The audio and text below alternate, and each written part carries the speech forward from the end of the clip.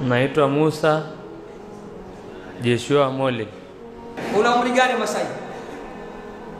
Na miaka 23. Haya, unaishi wapi? Mi nyumbani ni Arusha, lakini naishi hapo Tungi, Kigamboni. Tungi wapi? Mnadani. Kigamboni? Mnadani. Kigamboni Tungi. Kwa nini umeupenda Uislamu? Mimi nimejaribu sana kufuatilia hii dini sana, nikawa nafanya kazi huko mjini na mashehe.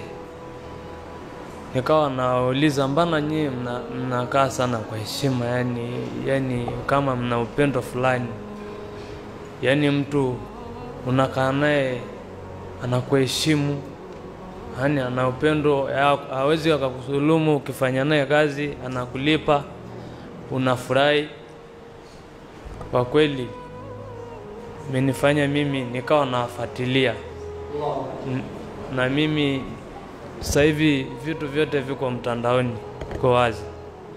Nikawa ninakuona na wewe ngakufuatilia hivyo hivyo. Nikawa na rafiki yangu, maana nilikuwa na marafiki wengi Waislamu. Nikaja sasa kukutana na huyu ambaye ndo kasababisha mimi nije hapa. Huyu Said? Niko naye kazini moja, kwa hiyo ananijua vizuri. Huyu hapa. Huyu. Tukawa tunaongea ndani ya huyu rafiki yako? Tukawa tunaongea ndani ya siku 3, akaniambia, Masai usiogope, nitakuletea jibu. Ndio akatoka siku hiyo kazini, sio samu yake. Mimi si kama kawaida naendelea na kazi kila siku. Akanipigia simu, Masai, na ile jambo linaelekea kwenda kutimia. Nikamwambia sawa, nitashukuru.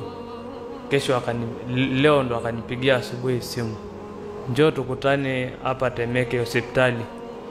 Nataka na mimi nikitoka Mbagala na wewe unashuka na wewe unashuka hapo hospitali na Temeke, tukutane hapa wote. Na kweli nimemkuta, akanileta hapa, na nashukuru kwa kweli. Mimi nimeona mmetupokea, na yeye mwenyewe ningekuwa nimemlipa ngesema labda akanifanyia hiki kwa sababu nimemlipa, lakini sijamlipa, na maana yeye anaipenda dini yake, na mimi kwenye moyo wangu na mimi nimeipenda kuwa Muislamu. Allahu Akbar. Takbir.